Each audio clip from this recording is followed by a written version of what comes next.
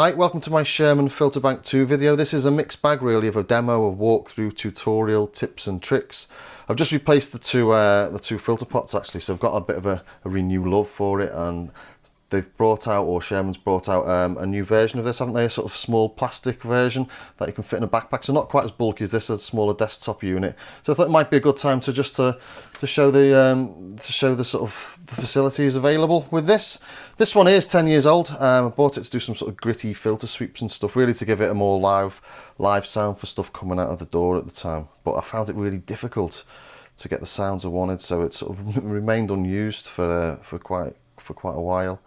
And why was that? Well, it's renowned for being characterful and noisy, and I couldn't really get my head around the amount of noise and the distortion introduced to trigger the envelope successfully. So really, when you're bringing stuff in through the input, in order to trigger these envelopes, I found that you've really got to get it, just as it's triggering the envelopes, it starts to distort. So trying to get anything clean through it was really difficult. So these two triggers here, this one's for the amplitude, basically. It's attack and release.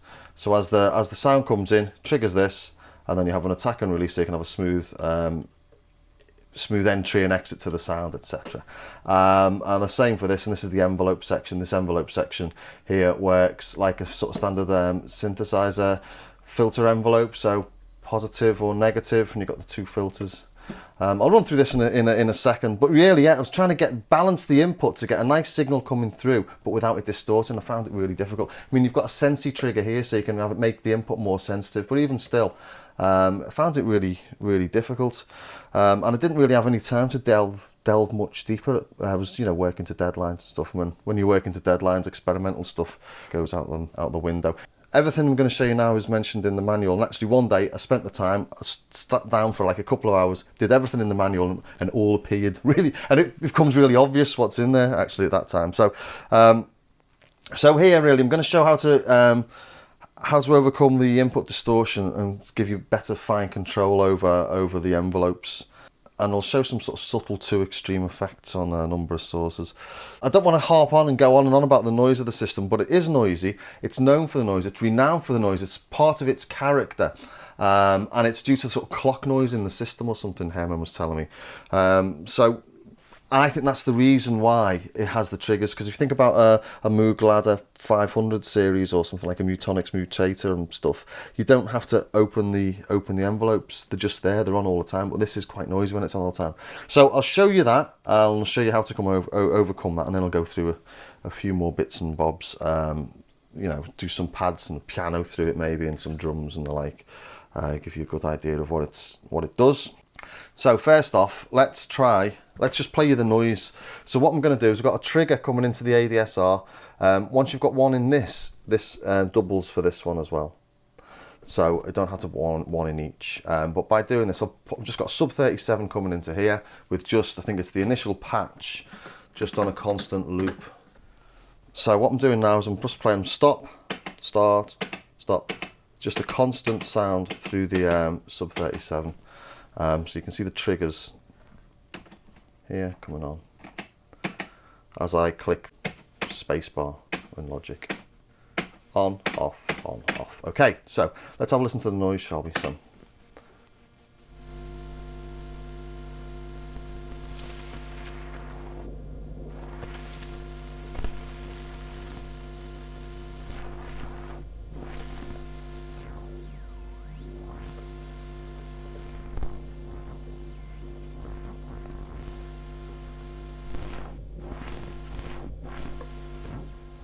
Now you might not be able to hear that if you're listening, if you're not listening on headphones, but you can really tick this out. And as that dies down, you can hear that even. Let's plug it back in again. Now, as I mentioned before, these two pots here are blown a little bit. They were really crackly, and I sent a video to Herman actually and said, is it the pots or is it the crackle, because they are quite crackly as it is.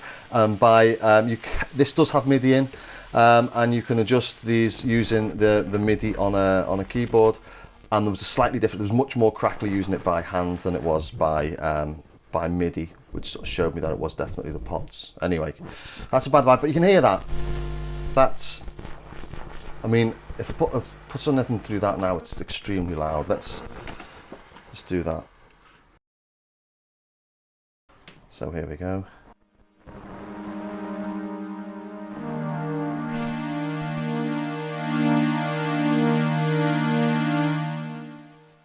What I'm playing here is from the Polysynth on Logic. It's a really bog standard, awful looking thing. And this is just a sawtooth with a sort of a long attack and a long release.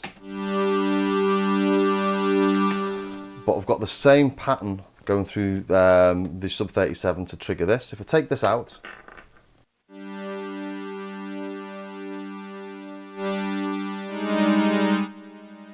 just cut that back a bit, and you can see, well, you can hear nothing's coming through. So I've got to turn it up a little bit more to trigger it.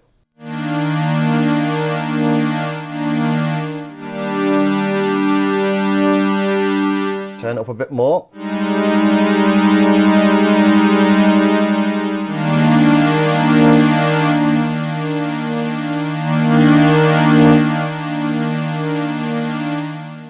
It's a bit distorted there, but it sounds pretty nice on that pad. But if it's a drum loop or something else, it doesn't sound so particular. You know, if you don't want distortion, you've got it. So there's this Sensi trigger, so it should be able to reduce that down now.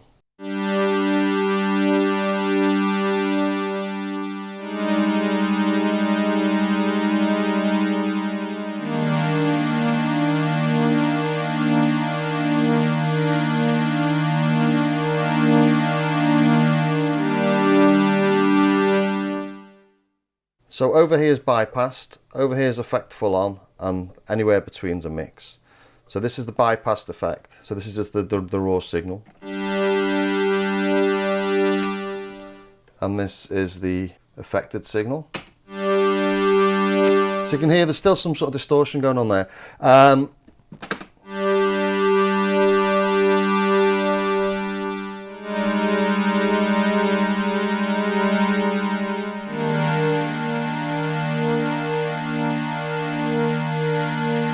So I'm just getting enough to trigger this, and I don't know if you can pick that up on the camera. This one's flickering on and off. So my suggestion would always be, put something in there, and then it's on exactly when you want it.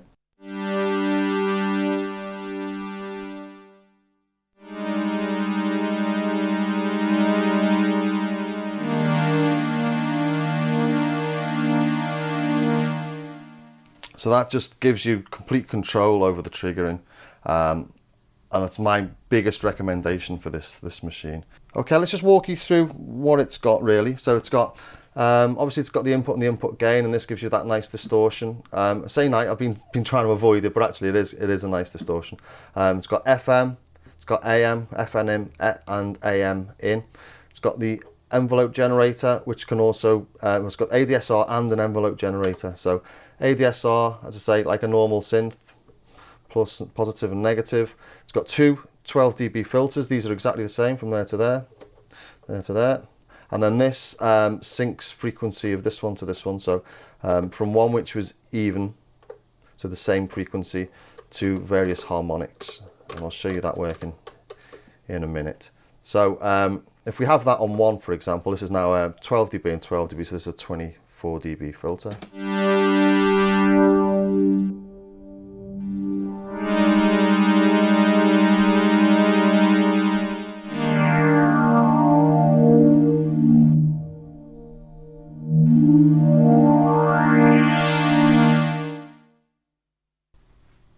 It's got parallel and serial, so you can go from parallel with 1 and 2 all the way through to serial and every mix in between. It's got 2 outs. The main out will either do the mix if this isn't connected, so that's just the mix of the 2, whether it's parallel or serial, and this brings out just this filter, so you can get some nice stereo effects. I'll plug that in for now. It's in stereo for now, so occasionally it might sound a bit odd if you're working in headphones, but just to save me unplugging and replugging.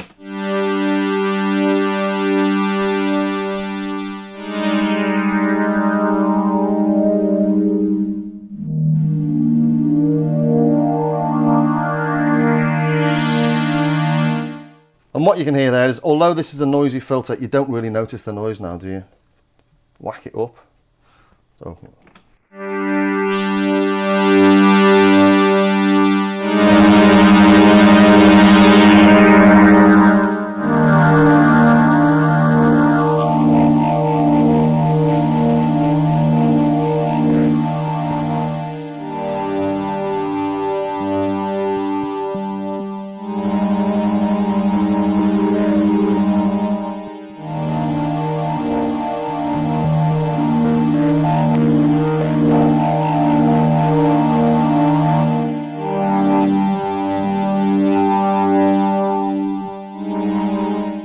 So that's with a bit of distortion on it, and that's a nice distortion. So let's take a look at the ADSR envelope. As I said, it just works like a synth. Positive, negative. Also, so you've got attack, decay, sustain, level, and release. So this here, this LED shows you where it is in the cycle, essentially what it's doing to the filter, if that makes sense. So the filter tracks really what this LED is showing you. If I just play this.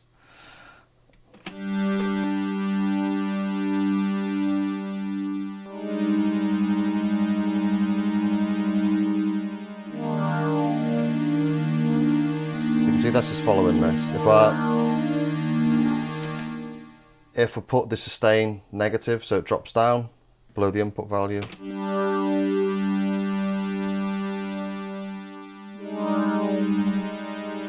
So that's now dropping that below where this frequency is set.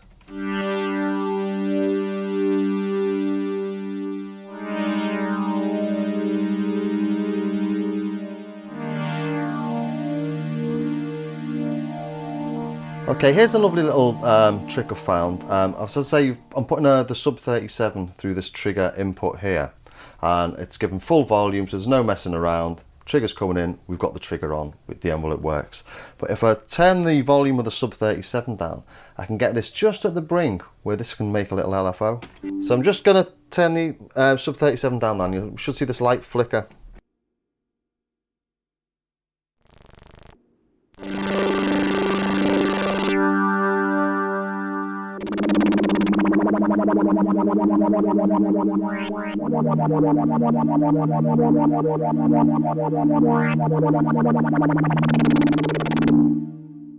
So that's not using the LFO, that's using the envelope as an LFO. Let's put the sub 37 back up again. Now back to the one trigger coming in, holding on for the whole note.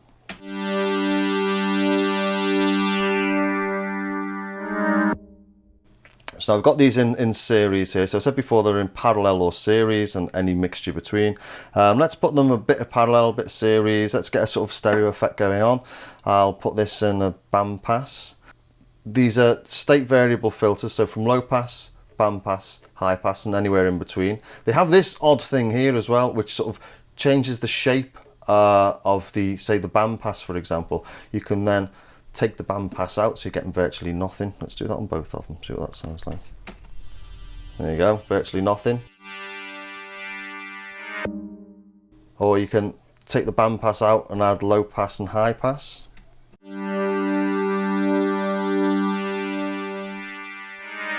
So they're really nice ways of, almost like EQ shapers almost.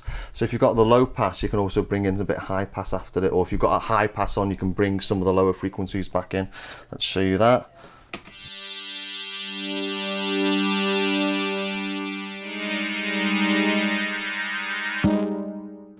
So it really alters the depth of the effect, so the high pass isn't as drastic. I suppose you could look at it a little bit like reducing the filter slope.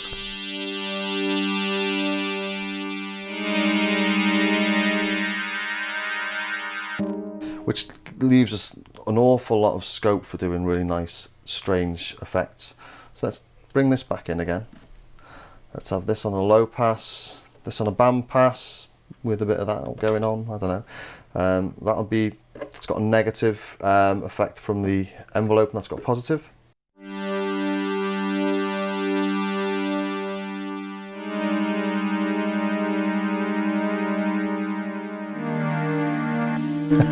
Let's get that off free.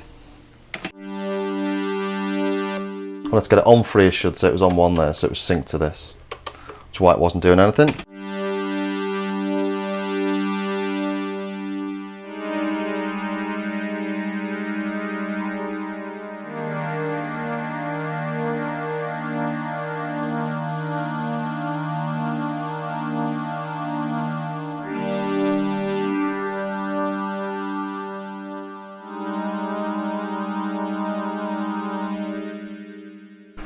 I'll just reset this.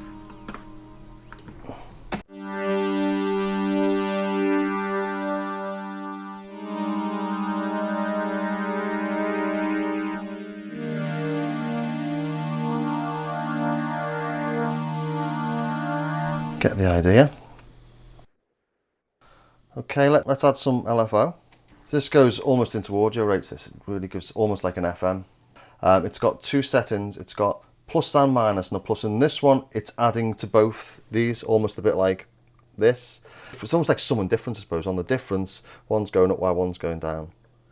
Imagine it doing that. Not with them, with them. If that makes any sense to anyone.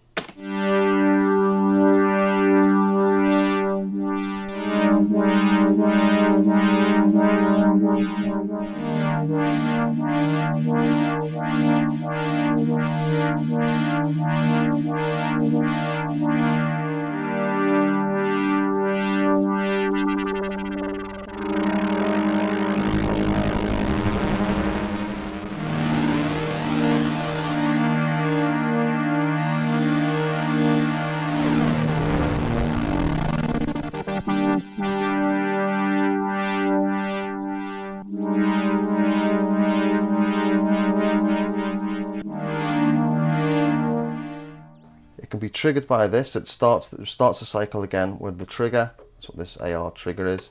Also, you've got a sinusoidal, or you've got like a ramp. So with the ramp, it's much more obvious.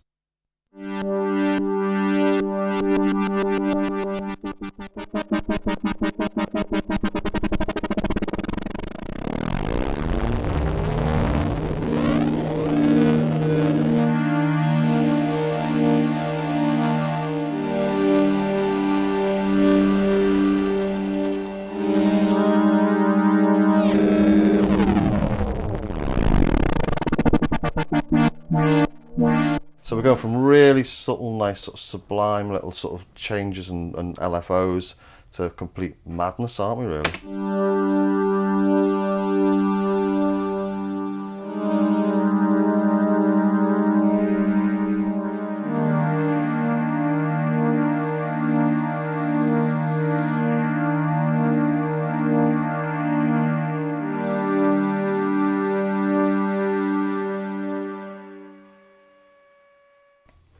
And also you can hear, well, you can hear the clock noise again there.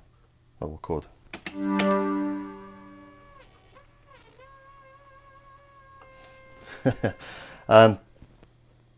Also worth noting that these ADSR envelopes can again be not just triggered by MIDI, but they can also be adjusted by MIDI. So the minimum attack time, for example, can be reduced, or the maximum can be increased. So this is on the sort of standard setup as it comes at the minute. But yeah, with the MIDI, there are various things you can do. You can trigger the ADSRs via MIDI, but you've got to use a certain key. I think it's like, you know, F#3 or something. So you have to go in and put everything on to F#3. All the notes to trigger on the start of every note, for example. Whereas using this method, you can just copy the part across and play it via another synth or another soft synth, whatever you like to do. Much easier way of doing things. Let's have a listen to something like that with the piano, for example, then.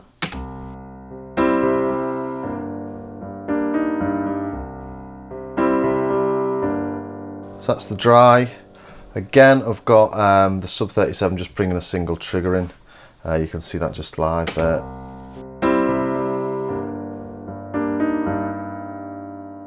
So it's on all the time. Gates open, basically.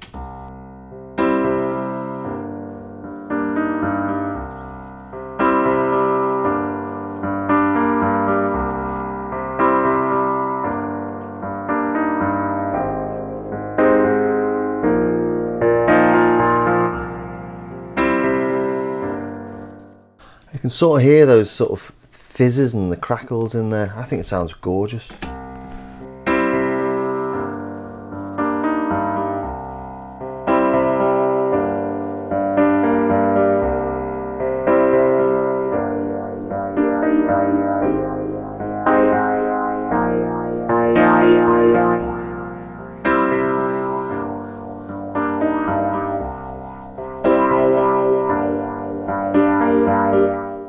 That sort of sounds a bit like Moon Safari, doesn't it? I like that.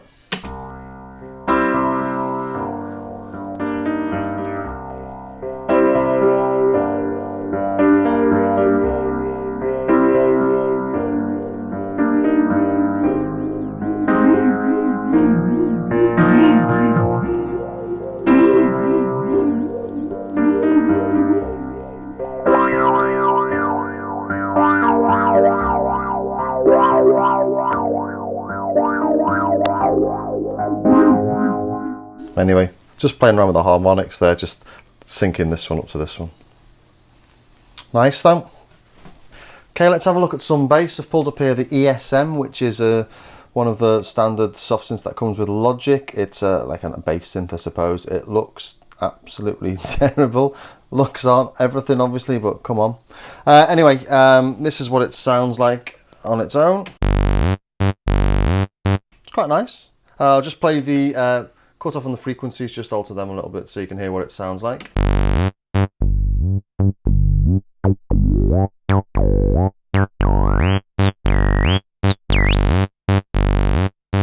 So perfectly acceptable for that sort of thing. Let's take that, put it through the filter bank and completely change the character of it. I've taken the plug-in from the Sub 37 out of this because I'm getting such good levels on here with the big sort of fat bass sound. It doesn't really matter. And also Logic's slightly out of sync with them, so the two of them are doing strange things, which actually is really nice.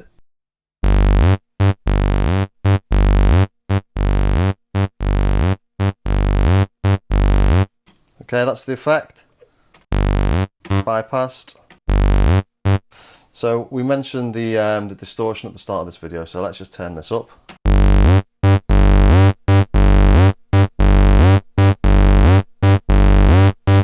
And on this it works beautifully, doesn't it?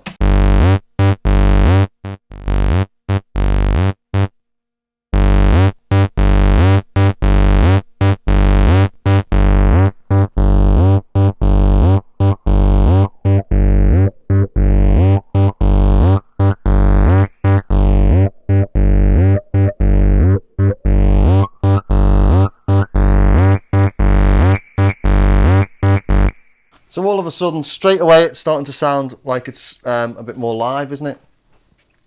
That sort of, the resonance seems to have a sort of lag in it. Gives it a sort of a bit of a nice feel. Let's add a bit of envelope. So.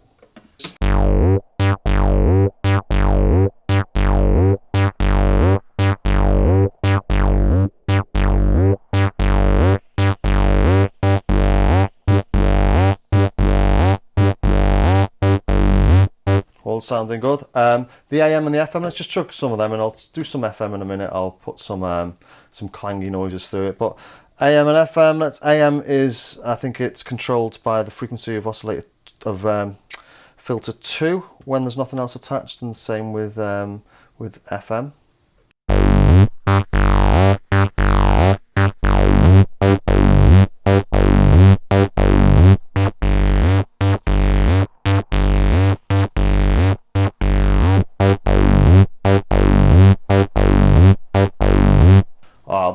That's big, that's fat, and it's juicy. Let's have a listen to the analog bass one on ASM again.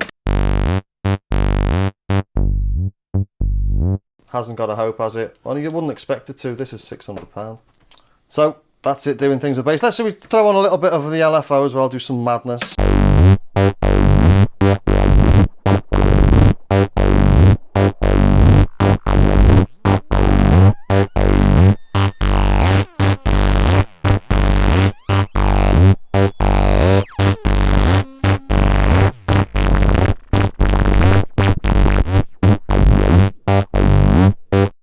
I'm triggering the start of the LFO with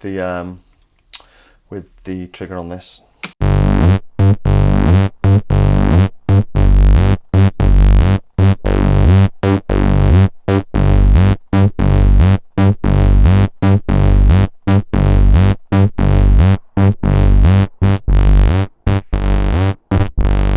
Anyway, get the gist. All sounding very, very, very, very nice, I think. Okay, let's have a look at a little bit of FM then. So what I'm doing is I'm modulating the frequency with the Sub 37.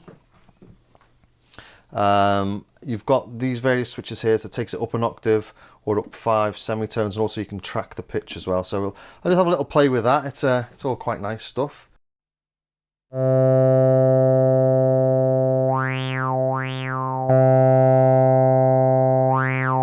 So there's no FM there, so I want to start playing this. I'll bring in a frequency to modulate with.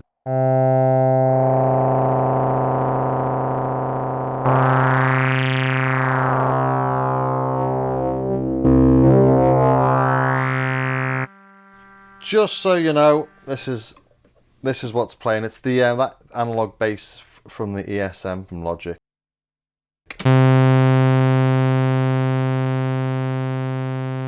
Okay, so that's the sound, and then we take it to places like this.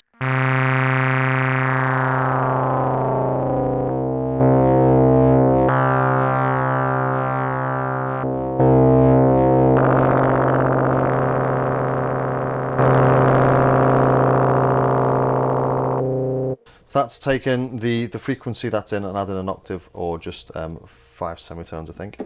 It's called a quint, so I think that's 5. Oops.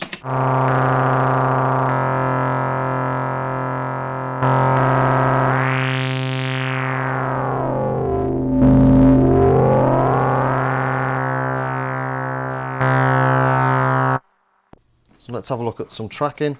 When the tracking's locked on, this lights up white. So there you go, that's a simple tone coming out of there. It's just the initial patch coming out of the sub 37 with some release on it, so that I can leave it on.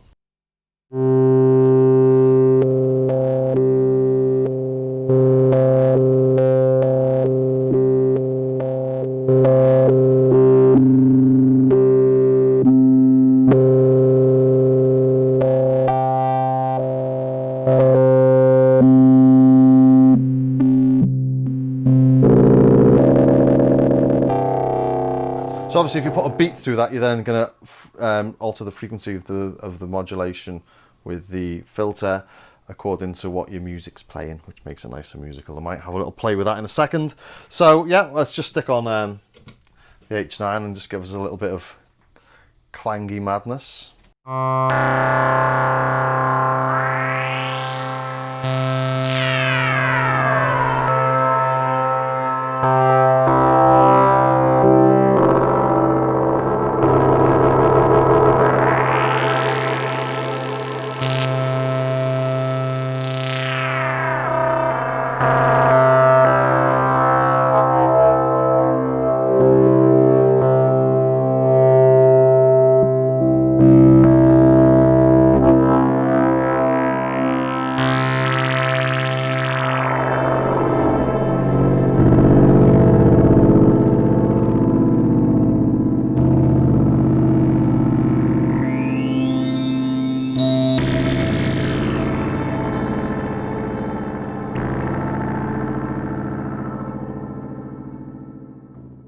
Okay, let's have a look at some drums. I've got a factory patch here from the Tempest.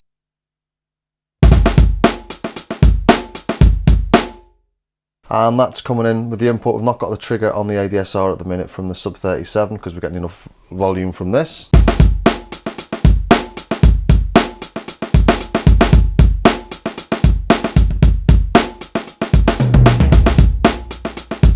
And that's not doing anything because I'm on bypass. Let's have a listen now.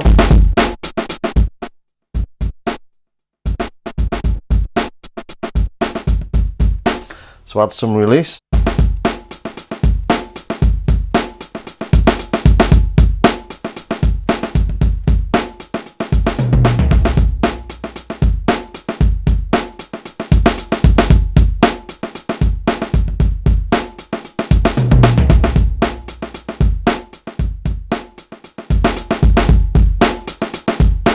And you can hear that it's really difficult to get a really clean signal coming through.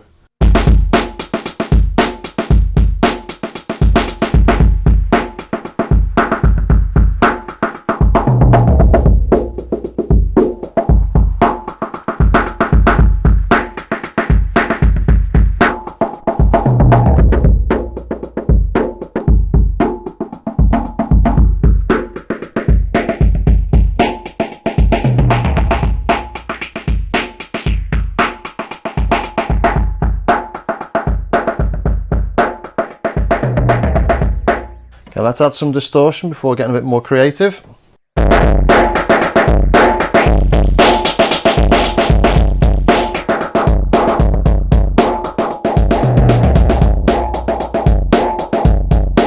Got a small mix of the original signal in there.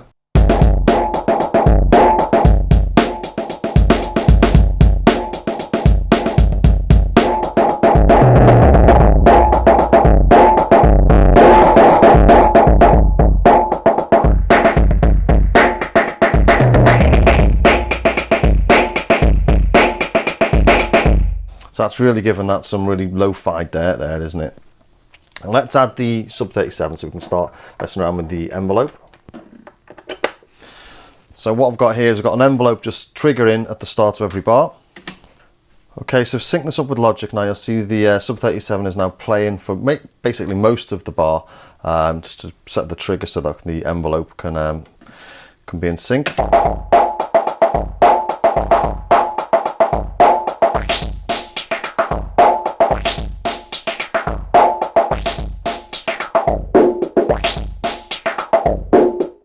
There's one little trick, maybe put the sub 37 just pulsing on each beat.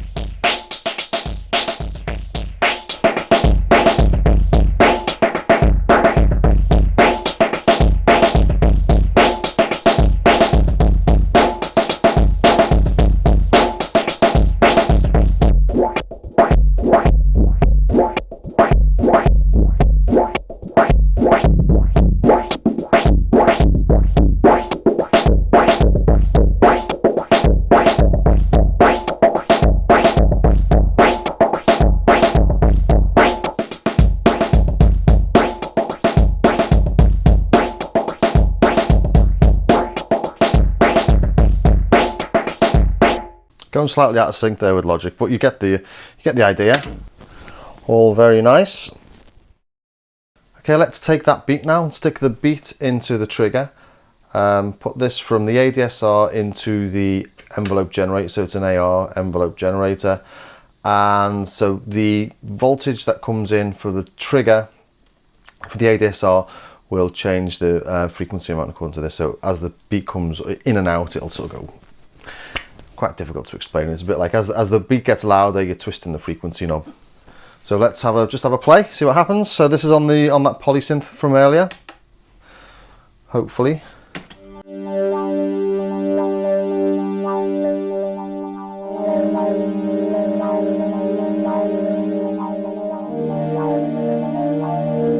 So you can hear there that the beat, the dum dum ja dum ja that we heard earlier, that's playing along to that.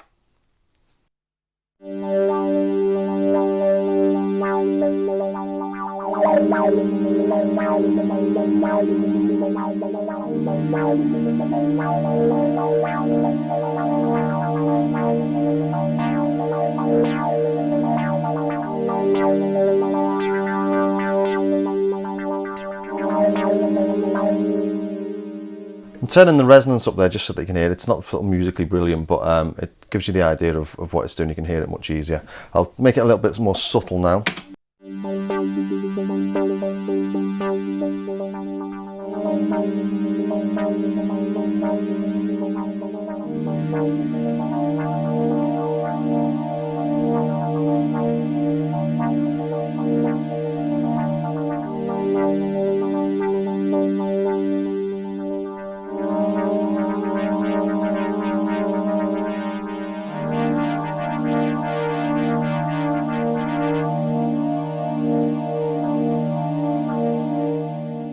This is now the sensitivity of the circuit, not sustain anymore. And the attack and release basically soften the impact of the beat coming in. So as the beat comes in, it ramps up effectively the voltage.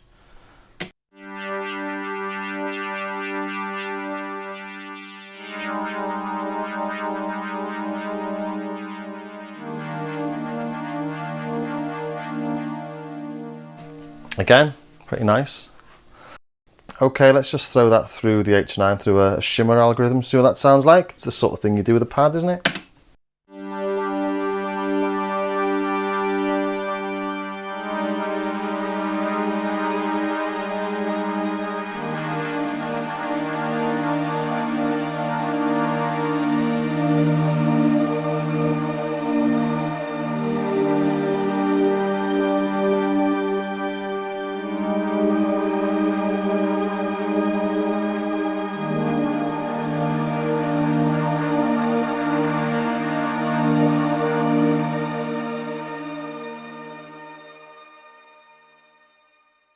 Okay, let's mix the drums into that and see what it sounds like all together.